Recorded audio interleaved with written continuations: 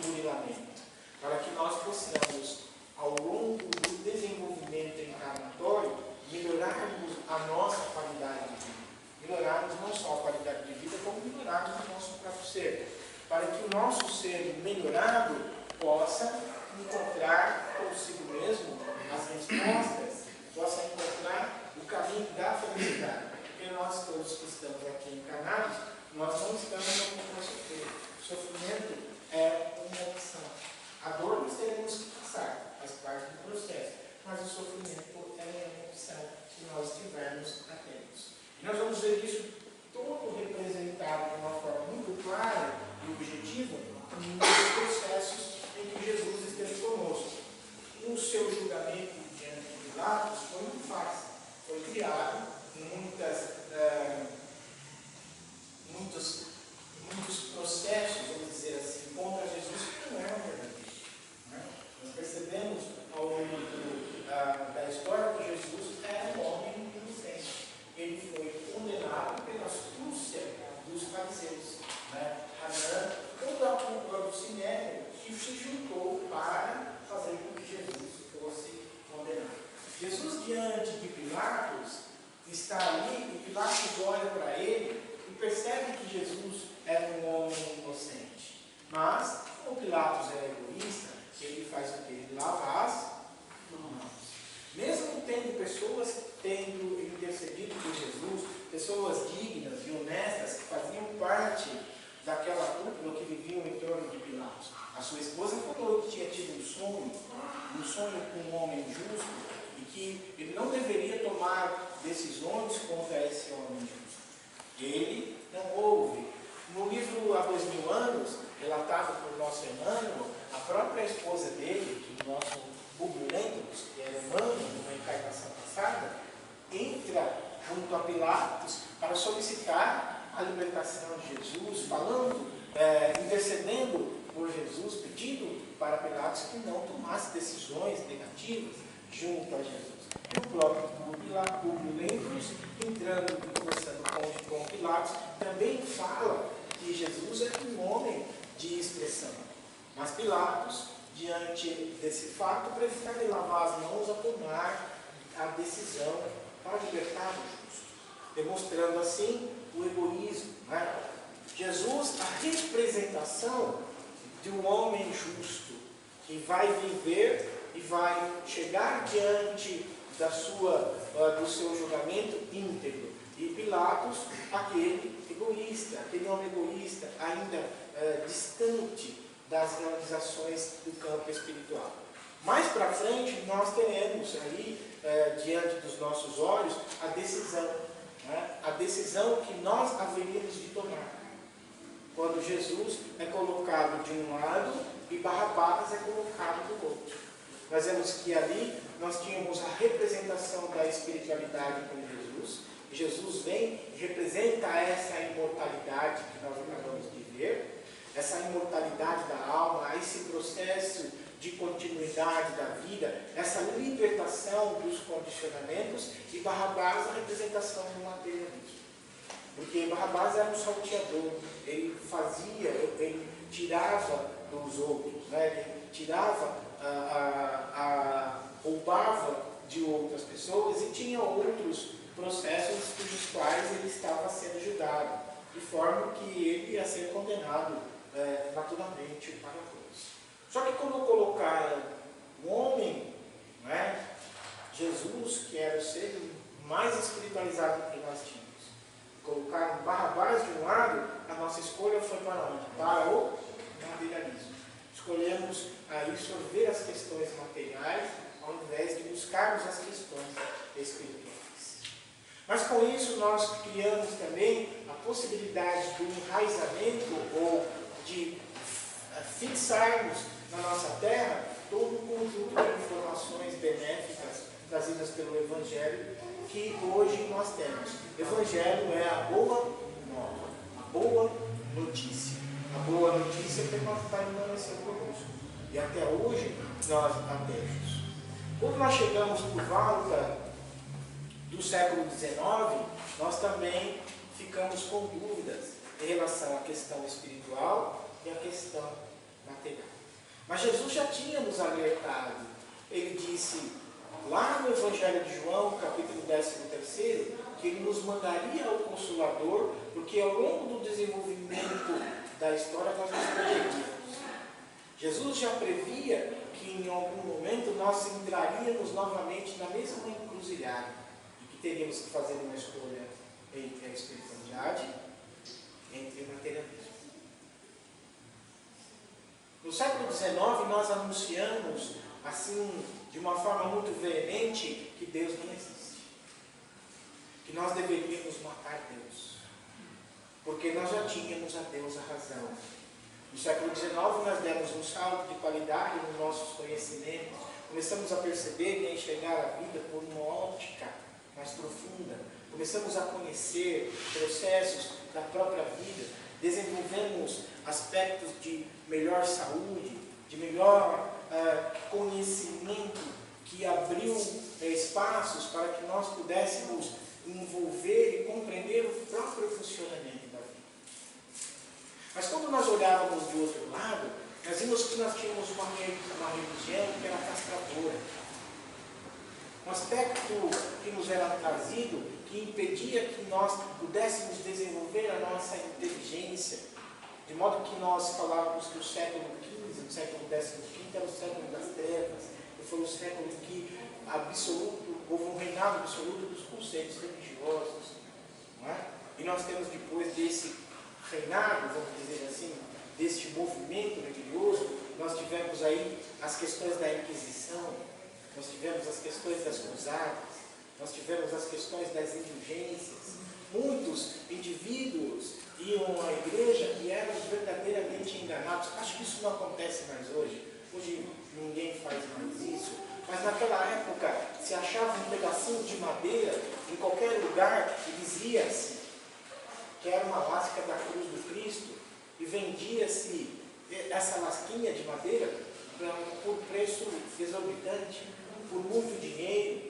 Né? Achava-se um esqueleto em uma escavação próximo aos locais onde esteve Jesus, achamos o corpo do Cristo, ou achamos o corpo de tal determinado apóstolo, e se vendia pedaços de vestes, pedaços de materiais humanos, por grande soma, simplesmente por dizer que eram coisas que eram de Jesus, ou dos discípulos, apóstolos que estavam ali.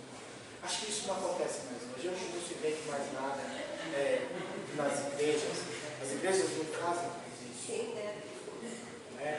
E tudo isso em detrimento do ponto principal, que foi o pensamento cristão, a ideia de nós adentrarmos ao nosso íntimo, a ideia de vivermos no nosso íntimo, a ideia do Cristo, o pensamento de amor, o pensamento de misericórdia, que não nos pede mais nada do que nós sermos bons. E ser bom não implica em você criar uma máscara de bondade.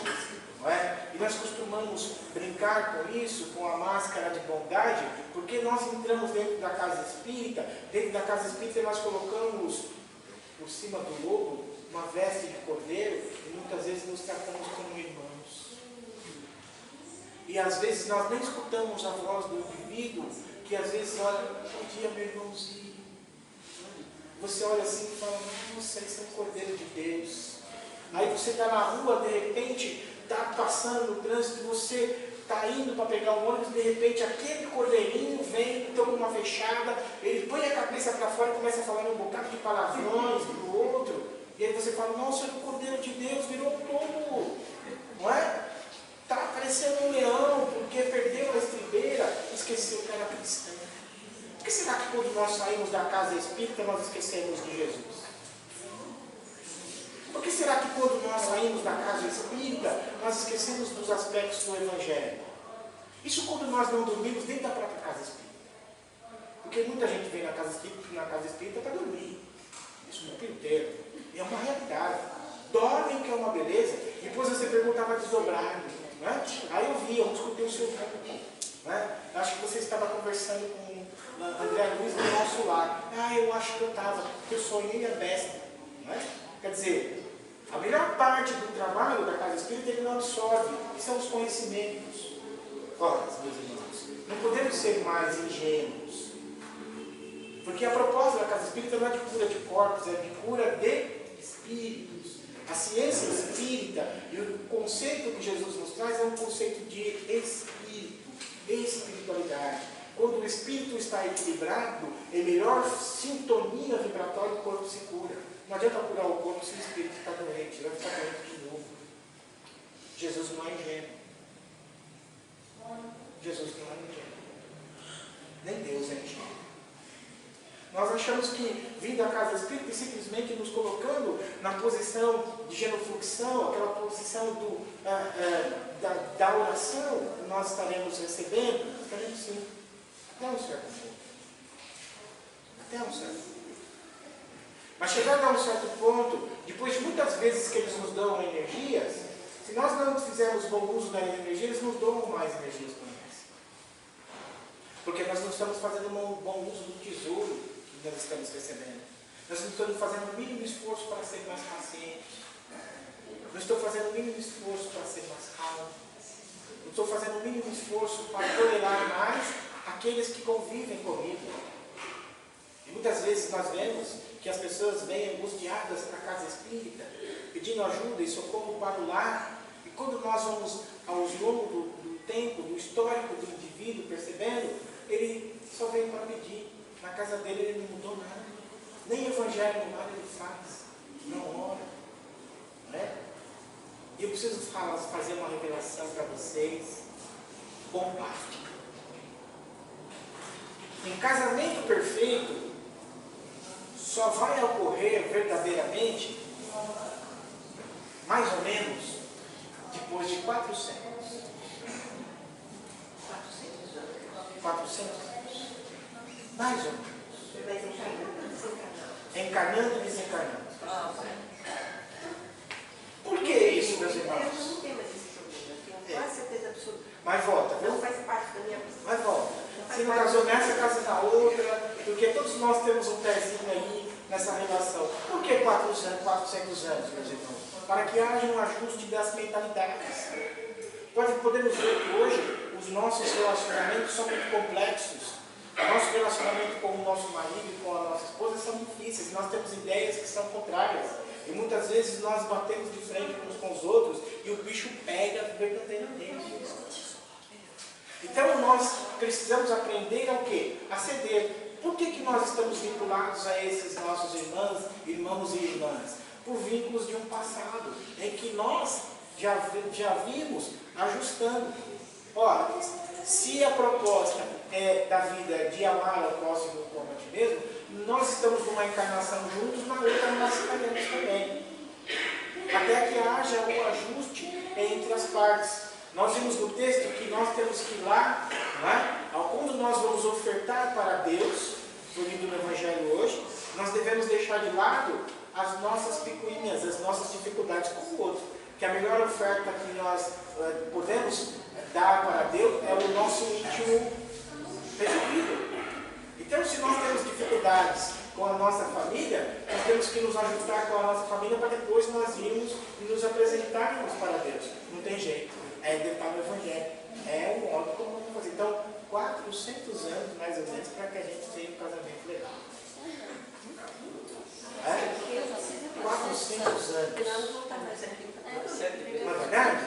Porque vamos imaginar, meus irmãos, vamos imaginar como é constituída as nossas famílias. Vamos pegar André Luiz. André Luiz está no plano espiritual, no nosso lar. Em determinado momento, ele vai ter com a mãezinha dele.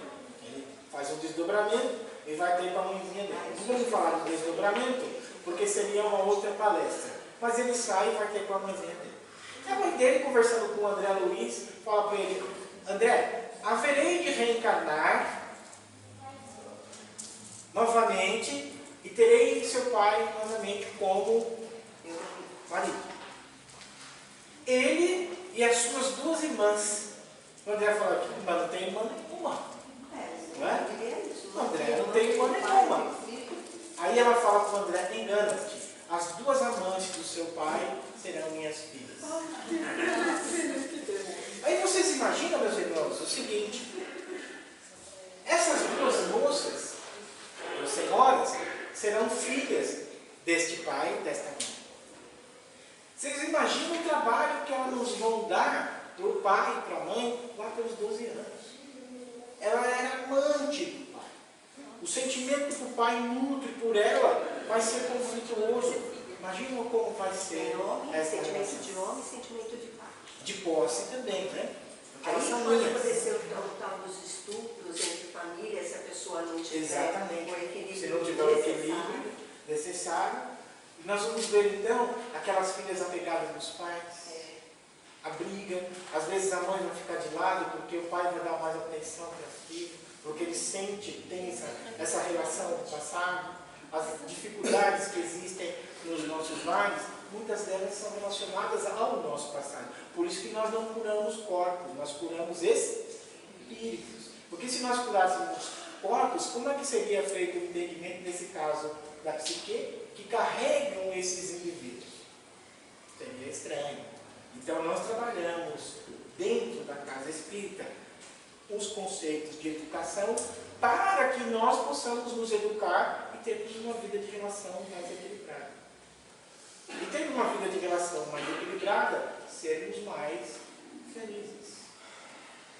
Então, vejam que André Luiz está sendo informado de algo que vai para o poder. Como é formada a nossa família? Quem será a minha esposa? Quem será o meu marido? Quem serão as pessoas que convivem conosco? Porque na relação espiritual não há caso. Não é? E se nós fomos do passado, tivemos dificuldades no passado, hoje nós estamos sendo chamados à convivência em quatro paredes para nos reorganizarmos, então não é nessa encarnação que nós vamos chegar a ter uma boa sogra. Né? Nós temos 4 encarnações para a nossa sogra ser uma boa sogra. Né? Uma sogrinha bacana, legal, gente fina, né? 400 anos, mais ou menos. Porque aí nós teríamos uma base de relação para calcularmos ali no processo de equilíbrio para que haja um acerto entre nós e os nossos que estão conosco. Então, qual que é o melhor caminho hoje? Da compreensão da imortalidade da alma, saber das relações e tomar cuidado com as nossas escolhas. O que é que eu estou escolhendo? Não é? O que é que me chama a atenção? O que é que me chama a atenção do outro? Já pararam para perceber que pessoas nos chamam a atenção, coisas nos chamam a atenção, sensações nos chamam a atenção? O que será isso? Será que é vida e pensamento ou é pensamento e vida? O que vocês acham? Pensamento e vida? Ou vida e pensamento? Pensamento e vida. Vocês concordam com a nossa concepção? Porque se você tem esse pensamento, é porque em algum momento ele já existia em uma determinada vida. Concordam com ela? Concordam? Eu tive essa concepção. Sim? Sim ou não? Pensamento e vida. Porque eu penso primeiro, depois eu vivo. Certo? Eu vejo, eu olho, vamos fazer uma ideia das relações como nós estamos fazendo. O que o outro me atrai? Primeiro eu penso. Eu vejo as formas, os contornos, né? E isso me traz uma certa atração. E aí eu passo a tentar me aproximar. Porque eu já pensei. Já pensei. Porque quando eu tenho um estímulo externo, meu cérebro já funcionou, já pensei e senti. Tanto que quando eu penso e sinto, eu já externei meu pensamento. Se a pessoa estiver desavisada e for um pensamento muito intenso, a pessoa sente. Não é? A pessoa sente e sente às vezes com muita intensidade o pensamento que o outro vai emitir. Então, isso foi um pensamento de sensualidade, de desejo, pensamentos de raiva, não é? As mulheres sofrem muito. Normalmente os homens envolvem as mulheres sentem essa parte do cóccix aqui arder, não é? porque ela já foi vampirizada pelo pensamento do homem. Então, é pensamento de vida. Dói mesmo. Dói. Ela sente. O homem, da mesma forma, também sente dentro do processo. Quando a mulher também olha com muita intensidade para o homem também sente. E sente dores até nos genitais. Dói. Dói, porque é um processo que suga energias e a pessoa está ali, às vezes, se ela não estiver bem avisada, ela acaba sendo envolvida por essas energias. Então, tudo é movimento e tudo está no pensamento.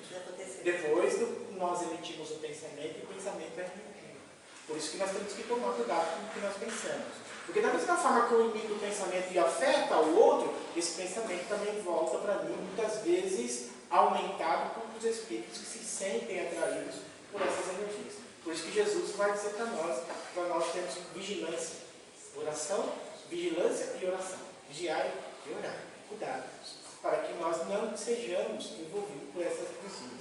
E às vezes nós percebemos que estamos em alguns lugares, conversamos com algumas pessoas, e as pessoas nos olham e envolvem-nos em energias que a gente às vezes sai de perto da pessoa cansado, esgotado. É porque a pessoa realmente nos sugou, tirou um compêndio de energias nossas. Apesar de que há uma certa compensação energética mesmo entre nós. Mas aí, o cuidado.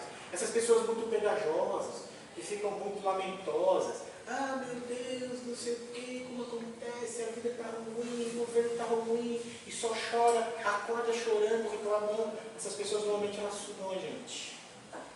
Muitas vezes nós chegamos em casa e as esposas, que às vezes ficam muito dentro de casa, ouvindo coisas ruins, quando o marido chega em casa, normalmente ela suga o marido inteiro.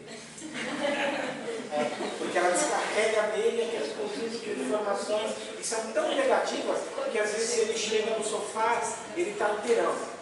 Ele chega e está lá que está parecendo.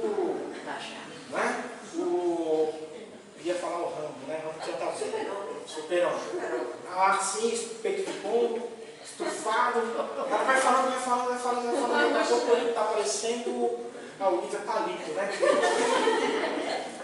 Dá aquela buchada. Por quê? Ela já foi, descarregou nele, e ela então, quando termina a conversa, ela está rindo e ele está, meu Deus, cansado. Né? E o cara, às vezes, se for como eu, acontece um problema sério. Eu sento no sofá, e às vezes eu sento no sofá e estou assistindo televisão, quando eu tenho essa estudada, eu estou dormindo. E eu chego, às vezes, ativo, né? Quando vou ver, eu estou dormindo. Aí depois eu já escuto. Mas você dormiu tão rápido, né? Eu falei, Jesus, você está vendo, né? Fui sugado por você e você queria que eu fizesse o quê? Tem que recompor energia de alguma forma, né? E dormindo a gente recompõe energia. E ela vai falar assim, E pior que você me perguntou como é que foi o meu dia. Você me perguntou como é que foi o meu dia. Ela falou como foi o dela. Primeiro você descarregou tudo. Você descarregou os problemas de um rapaz de quase 30 anos que está aí de Jesus. Põe lá uma noiva para esses meninos. Eu olho todo dia. Uma pena. Eu tenho em casa de uma pena desse tamanho assim, ó. Que não quer cair na pereira.